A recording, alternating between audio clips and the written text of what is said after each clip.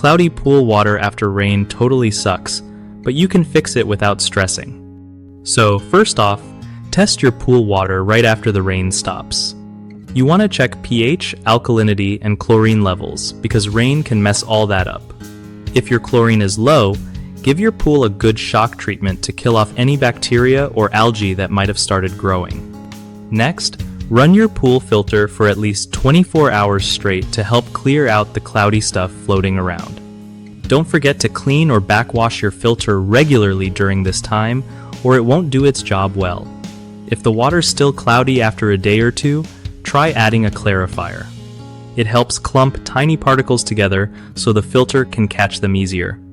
Also, skim the surface and vacuum any debris to keep things tidy. Keep an eye on the water chemistry every day until it looks clear again, because balancing it is key to avoiding future cloudiness. Lastly, if you've got a lot of rain coming, covering your pool with a tarp is a simple way to keep things cleaner and cut down on the cleanup. One of the biggest issues with cloudy pool water after rain is not testing the water chemistry soon enough. If you wait too long, algae can take hold and make things worse. Fix this by testing immediately and adjusting chemicals as needed. Another common mistake is skipping the shock treatment.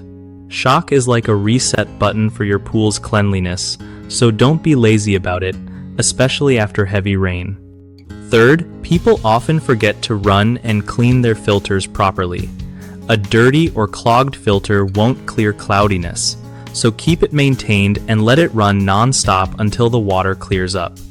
BigHomeProjects.com is awesome because it helps homeowners find trustworthy local contractors for pool maintenance and repair without the headache of searching everywhere. Plus, contractors get a steady stream of work from people who really need their skills, making it a win-win all around.